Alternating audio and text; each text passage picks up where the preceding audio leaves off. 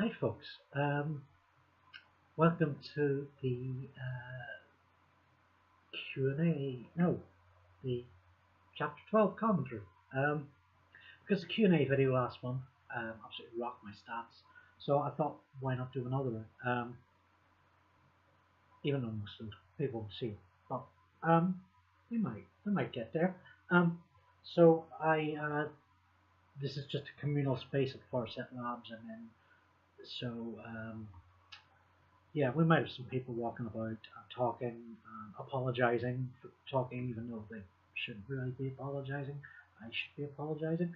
Um, Chapter 12 of the Watch Series. It was the hardest I've had to write so far and the longest. It felt like an epic. So let's take it apart piece by piece. Piece by piece. See what I've done there? We open with the introduction of Edmund Bacchus, black sheep of the Darlington Quakerocracy. Bacchus could fill a whole post in himself. Bacchus was a liar, a confidence trickster. He made Trevich's schemes look insignificant. He boasted of affairs with Lord Rosebery, Oscar Wilde. Those two having some history themselves. Rosebery being the short-lived prime minister who got Wilde in such trouble with the Marquis of Queensberry.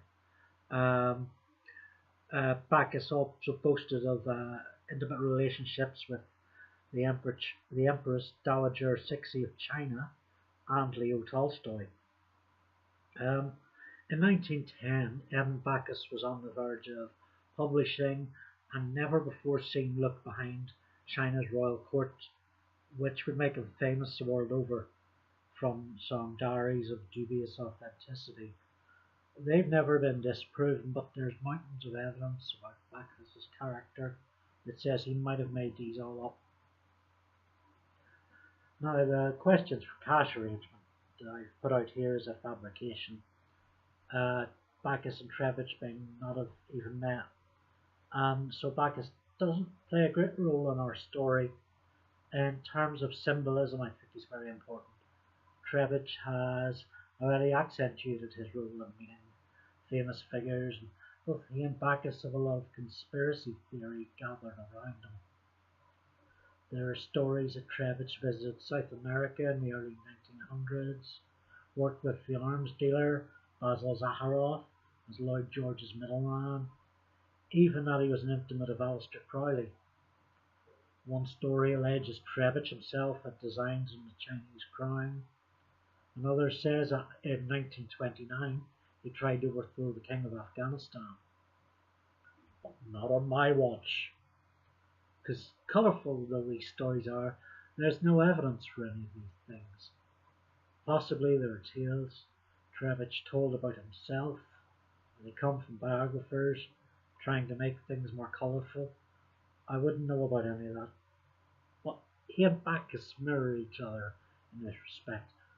My information on Edmund Bacchus comes from Laszlo Montgomery in the China History podcast. A three-part series, an hour and a half, is deliberately worth a listen, and I'll link to it in the post. So Bacchus had failed in his venture with the railway enterprise, and it's noted at the time of his brief return to England and Darlington, Trevich asked a few questions about this in the Commons on the 19th and 21st of April. Both times he got smart-arse responses from the Foreign Secretary Grey's junior minister, Mackinnon Wood. Trevich will spend some time in China in the second half of the story. For this chapter, I've really got stuck into researching Darlington. Thanks to the Northern Echo, the paper there discovered an Oriental cafe, which I'm sure Trevich must have visited, and seems a likely spot if he did meet Bacchus, given Bacchus's Chinese roots. Bacchus, incidentally, was, I think, born in Darlington, but his extravagant lifestyle, his debauchery, he was essentially cast out by his father and much the rest of the family, and decided to live it big in the Orient. Anyway, so Darlington, made up of areas ending in gate, which typically refers to the street or the area. So at the top, you've got North Gate with the Oriental Cafe, the Albion Hall where the Liberals were based. It also had the head office of Stockton and Darlington Railways, looking out on the high road, and below Northgate was Bondgate with shut printers and the Top and Spile pub, G Town Fields and Sons, which I reckon was the town's largest department store based there. With 15 different sections, and I can imagine Marguerite shopping there.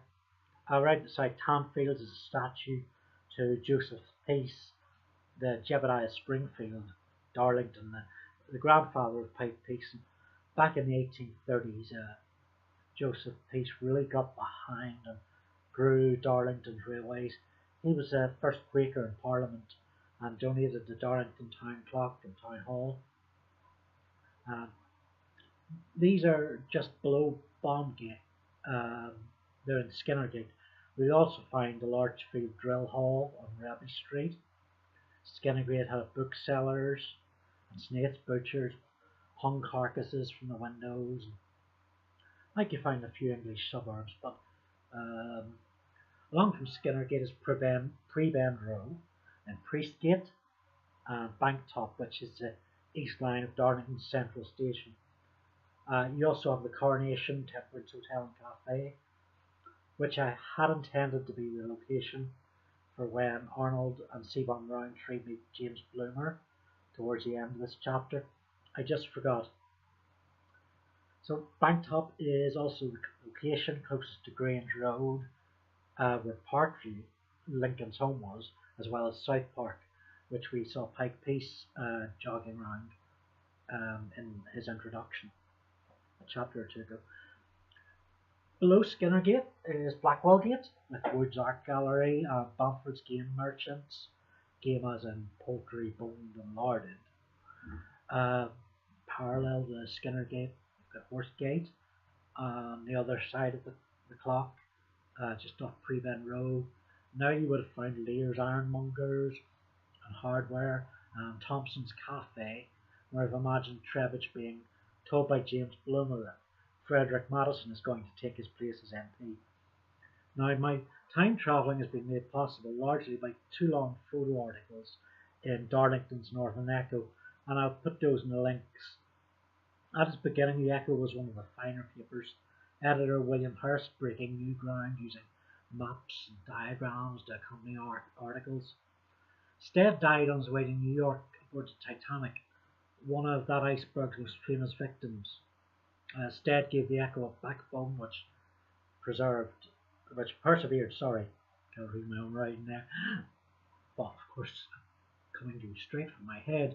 So the Northern Echo articles were orientated towards a national audience, grown from local roots with regular pieces on memories of the town and histories, most notably by chief feature writer Chris Lloyd, and of course the series on the MP that they apologise for getting behind. I'll put those in the links too. It's a great paper. So very quickly, clarifications. Trebbage did meet the Archduke Franz Ferdinand for his interviewing him for a European paper. He recounts having great admiration for the man. They seem to have been very much alike. Trebbage did borrow the specified amounts from Robson and Roundtree, though maybe not so soon after one another as I suggest. Poetic license, mon ami. The tale of the washerwoman and Leeds might not have been from Leeds, but it does appear in Roundtree's words of Land and Labour. And yes, Trebbage really did take 36 men on a trip around the slums of Belgium.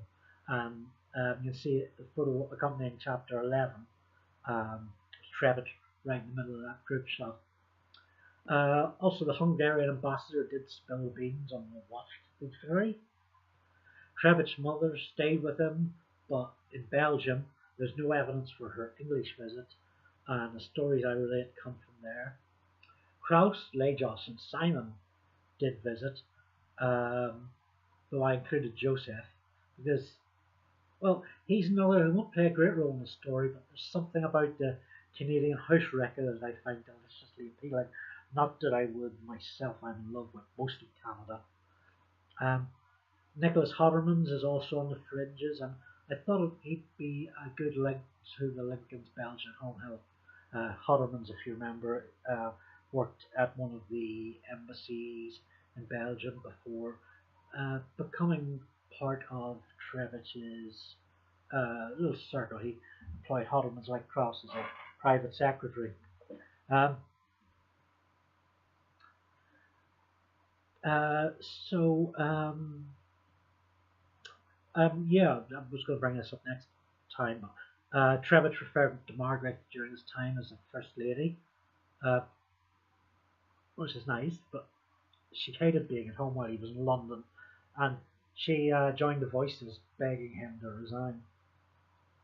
So Galicia, not to be confused with Galicia, Spain, was a small country in Eastern Europe, right between Poland and Western Ukraine, which is now part of, I believe. What put this oil venture in his head really remains to be seen. Info on Dr. Seagal comes from Lampin Sasani, but it is scant according to Wasserstein. He really also, sorry, according to Wasserstein, he really did write to Reverend Lipschitz for money. Poor old Lipschitz. Um, he'll be dead in a few years. So. My big problem with this chapter was getting the tone. As soon as I realised it was about the walls coming in on Trebich, that it would end on a cliffhanger, I began contriving likely occurrences such as Aircrow and Alex Murray, um, then Liberal Jack Peace's connection to Murray falling neatly into place. I didn't have space to put in that Jack Peace was also the Chancellor of the Duchy of Lancaster, a role he'd just taken over from Herbert Samuel, whom he meets in the same scene. Arnold Roundtree's visit to Darlington was a guess, though it's reported the Northern Star knew something was up when several Roundtrees visited the town on the 23rd of November 1910. Trevich did join Madison on hustings, though what actually happened to embroil him in a new controversy with Pipepiece, that's entirely my creating. And that's it. I think now I need to either go visit Darlington or have a good lie down. But coming right up, I've got a podcast with Ashley Sanders I'm really looking forward to. Hope you join me on there. I'll write you in a few days of Trevich's Drowning in Oil, chapter 13, or 20 quarter way point in the story. But until then, thanks for getting behind me and bringing your cash and new subscribers and readers to the page. Yes, yes. Yes. Yes.